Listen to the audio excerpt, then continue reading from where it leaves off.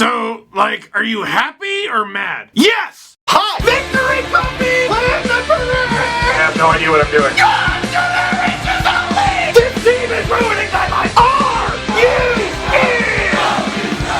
Victory puppies! Don't ask. Don't ask, okay? Just, here, you know what? Take another one. Don't tell anybody that you saw this. Leafs win! Leafs win! 7-6! Actually, for the second time this season, as a matter of fact, over the Philadelphia Flyers. Why? James Van Riemsdyk got a hat trick, and for the first time in a few years, that's a bad thing. Alright, the Leafs played tonight, and there were 13 goals in the... Well, 14 in my opinion, goals in this game, so let's not go through all of them. Here, let's talk about a little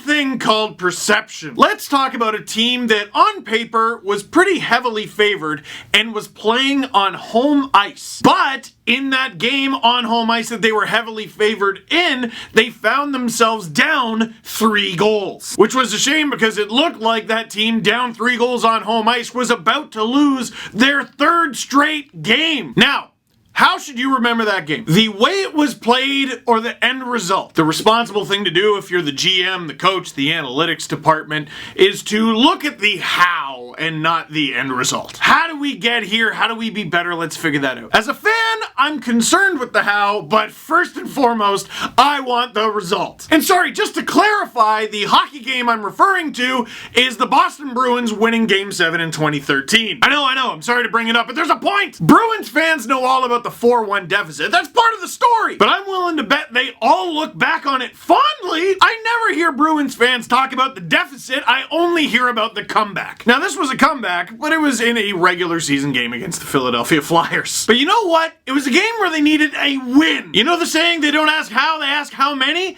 A win! Freddie allowed 6 goals. Yeah, in a win! Austin Matthews had 2 goals. Yeah, but he was a minus. Yes, in a win! But Steve, aren't you concerned about... Shut up! You know the answer to that! They badly needed a win and won. Now, there are things to rant about. Like, for example, if stretch passes are a fundamental part of your team's strategy, you should be able to make one! And you know how fans for at least 2 years now have been talking about Freddie's playing too much, you're probably gonna wear him out. Looky!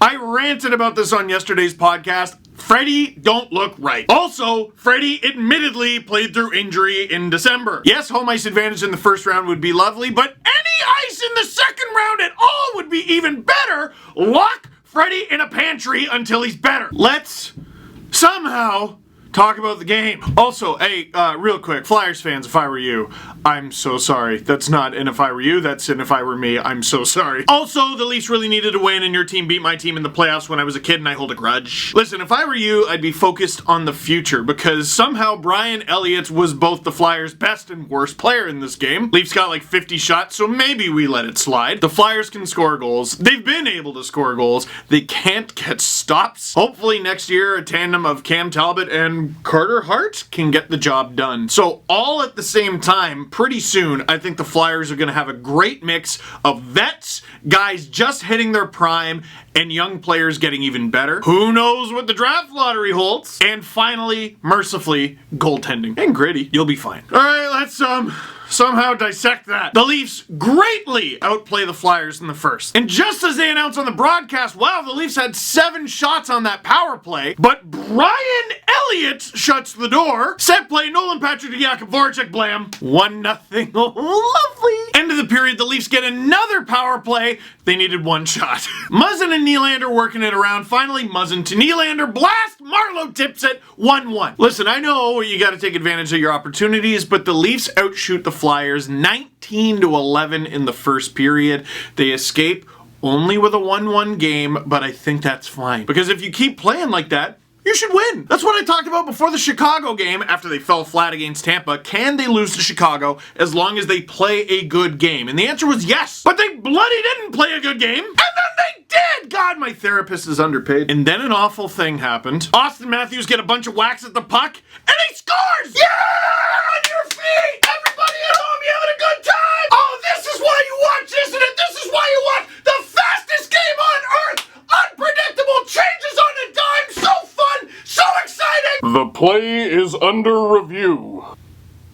Ah! NHL, why are you the way that you are? Why won't you just let me love you? Why are you the best and also simultaneously, unanimously, obviously, the actual worst? Do you want to know why you're fifth? Like fifth at best? Because what do we got? NFL, MLB, basketball, college basketball, soccer. Because we are now a couple years removed from the 100th anniversary of the National Hockey League. And they still haven't figured out the net! They actually haven't figured out the net! The thing you put the puck in! They don't know it! But it's okay, the league is safer now because to prevent injury, all NHL nets are made out of paper mache! Back-to-back games now! Back-to-back! What is the NHL trying to do to get through to casual fans, to get through to new fans? They're trying to increase scoring. And they came up with all kinds of wacky ideas. We're gonna make the nets as big as soccer nets, and the goalies, we're gonna shrink their equipment until they're just out there naked. And a new generation of Connor McDavid and Jack Eichel and Austin Matthews and Mitch Marner and Matthew Tkachuk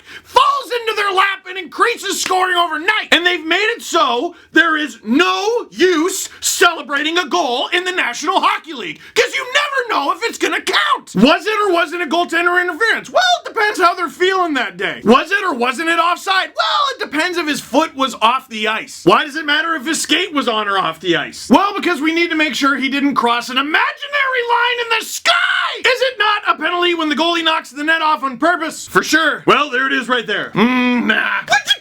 And here's the thing. D'Elia with the Blackhawks, Elliott with the Flyers, I don't think they did it on purpose. Maybe. Well, let's give them the benefit of the doubt. Did they not test these nets? Listen, I don't want players to get injured. I wouldn't wish what happened to Steven Stamkos a few years ago upon anybody. But at some point, you gotta go, hockey's been around a while, there's the nets. What, are you gonna bubble wrap the boards? Well, no, that's ridiculous. You know where the boards are. Yeah, and that's where the net is. We're not talking about players like a bull in a china shop knocking the thing over. We're talking about goalies doing basic post-to-post stuff that they've been doing forever. And by forever, I mean like 30 or so years ago when they invented goaltending. Well, that's a rant for another day. But for now, how about you make a net that stays on? Brian Burke talking about no one buys tickets to see Austin Matthews. I do! But if he scores a goal and it goes to review, it's the kiss of death. You know how many times the Leafs cross the offensive blue line and I don't even get excited because I'm like, I don't know, I think they might be offside right now. Like, I'm just waiting for the day the Leafs are in Game 7 of the Stanley Cup Final. They score the game winner in overtime. The tumult, sticks, helmets, and gloves everywhere. Fans hugging, kissing, conceiving the next generation of Leaf fans right there in the stands. And we look down the tunnel waiting for Gary Bettman to wheel out the Stanley Cup, and emerging from the shadows is a solemn-looking Steve Harvey, like, I have to apologize. The goal was disallowed due to goalie interference on an offside play where the net was off. Also, it's a Wednesday. And then after that, the usual conversations that break out at any NHL game ever. Some casual fan going, what? And then a more experienced fan going, right, I forgot about the rule where you can't score on a Wednesday. What's that stupid? What's wrong with hockey? Nothing. Look, that rule's stupid, but it's amazing, trust me. It doesn't seem amazing. I know it's not. Why do I do this to myself? And why did you bring me? Because why should I suffer alone? There's some more goals to talk about, I think. And of course, after that, JVR scores. Yeah, that was heartbreaking, but not as heartbreaking as when he scored the second time. Mitch Marner feeds Zach Hyman for a sick goal, and my first damaged Leaf thought was that was exactly like the 2-2 goal that was scored against the Islanders that didn't actually count. I bet this one doesn't count either. Turns out it does count because it was scored on a Friday. But Radko Gudas, who is not a Leaf, scores to make it 4-2. Shane Gostisbehere, the Ghost Bear, who is neither Ghost or Bear, makes it 5-2. And I am so close to making another second period video. And just when I was feeling my lowest, the Flyers made a mistake. The Flyers made an astronaut angry. Scott Laughton is doing a little bit of this with Jake Muzzin. I can only assume Laughton came at Muzzin with the typical hockey chirps like, you are a toy! You're not a space ranger, you're an action figure. You are a child's plaything! And I didn't clearly see what Jake Muzzin said, but I think it was, you are a sad, strange little man, and you have my pity. Farewell. Actually, it looked a lot more like he repeatedly told him to shut the f*** up. Whether that was before the 5-3 goal or not doesn't matter. Brown in the corner, digs it out to Kadri. Kadri to the point to Hainsey. Hainsey over to Jake Muzzin. Snapper! Scores! 5-3! Then Muzzin and Laughton go at it. Muzzin tells him to shoot the Fudge Cup, which is no carnival game that I've ever heard of. Not long after, Jake Muzzin comes in himself, roofs it on Brian Elliott, and I remembered something. Wait a second. The Flyers can't get a stop either. And I told myself with all the belief I could muster, the Toronto Maple Leafs are winning this hockey game. Third period. Early in the third, Nazem Kadri with a beast of a shift. Possession, going back and forth along the half boards. He finally gets knocked over, but he keeps at it just well enough that he was assisted by Justin Hall. The Leafs keep the puck. Kadri tries to flip the puck. It goes off a Flyer skate, but right on Martin Morencin's stick, and the giant winking blue ostrich-looking man scores! Look at this from Chris Johnston. That is Martin Morencin's first NHL goal since 2016 against the Flyers. It's still awarded as Morencin's goal on the NHL website. I could have swore it went off Patty. Doesn't matter. The Leafs make it 5-5 after being down 5-2. Martin Morencin's number, 52. There's a little bit of the St. Pat's luck there. And I said something under my breath. There were several witnesses to this. Amidst a myriad of swear words, I said, Austin Matthews needs to score the game-winning goal of this game. 5 minutes to go. William Nylander takes the puck from his own end, feeds Austin Matthews right at the blue line. Matthews gets a shot. It stopped. Which guy in this photo do you think came away with the puck after this? Was it William Nylander, who's barely on one leg? Was it the guy battling him? Was it the guy who's just wide open and fine? That was Willie! Now who in this 2-on-1 puck battle do you think came away with the puck? Well, one of the guys wearing white and green, or the guys wearing black and orange? Oh, you're getting ahead of yourself. Don't answer yet. I got another one to show you. Which one of these guys do you think set up the go-ahead goal? Is it one of the people who are standing, or the guy lying on his face? I'll give you a clue. It's the guy finally playing on the same line as Austin Matthews. Scores! Yes! Yes! I knew it! Thank you! Flyers come the other way. They're on Freddie. Oh my God! Freddie? Stopped it. Puck immediately goes the other way. You know how this is gonna go. Nikita Zaitsev springs Andreas Janssen. Partial break, not quite enough. He gets the shot off and stopped. Austin Matthews again! Yes! Oh, the insurance marker. You're smart. The 34th goal of the season for number 34, Champagne Poppy, and it's 7-5. It's hard to keep track. And then the Flyers scored again. So that's why you gave him the second one, huh? That's why you did it, right? And the clock finally winds down. Help me. Okay. I choose to remember this as a game that the Leafs won. I think you should too. Questions. Is there any way to make sure that Babs doesn't break up Willie and Austin? Yes. Mike Babcock as a coach, I'm not saying this is the wrong approach, it just drives you nuts as a fan, is he makes you earn it and then some. I wrote a book. Yeah, so did Mike Babcock. And you know what the book is called? It's called Leave No Doubt. At the beginning of the season, you know what?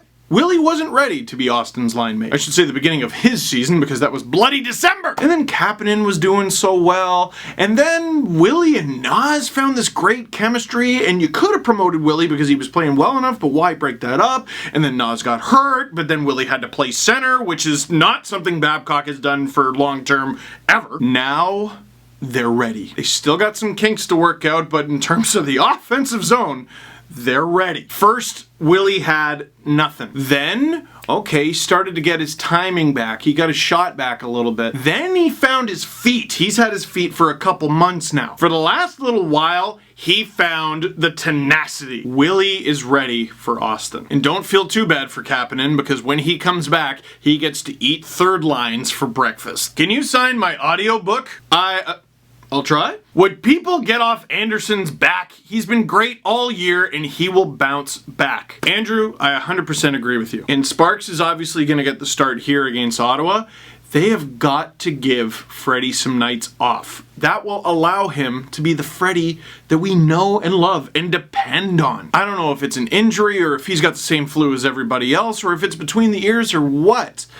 Give him time. Give Sparks a couple starts that aren't in the second half of a back-to-back. Call up Michael Hutchinson for a couple games. I don't care. Freddie needs to rest if this team's going to compete for a cup. He just does. Last but not least, I love this. Thank you, Raph, for sending it to me. This needs more views, and I agree. This tweet is from Melody. So this guy sitting in front of us at the Maple Leafs game last night asked Tyler, that's her son, who his favorite Leafs player is, and just walks away.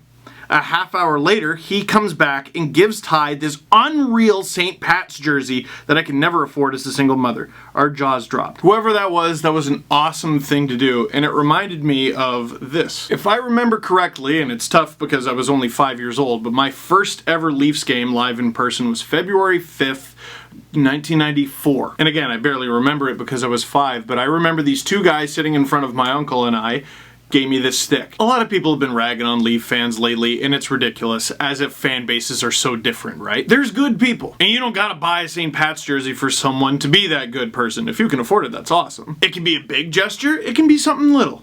Just be cool to people, man. If you follow me on Twitter, you'll know that yesterday I teased there will be 3 more book dates. I have them. Sunday, April 7th, I'll be signing my book at Costco in Mississauga. It's pretty close to Oakville, from 1 to 3 in the afternoon.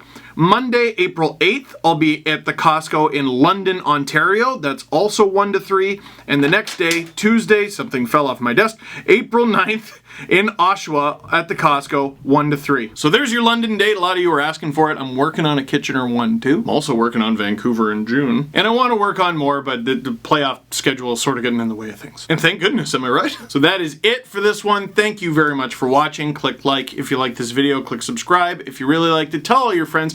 Have a very safe and responsible St. Patrick's Day weekend. And, oh geez, I'll see you tomorrow.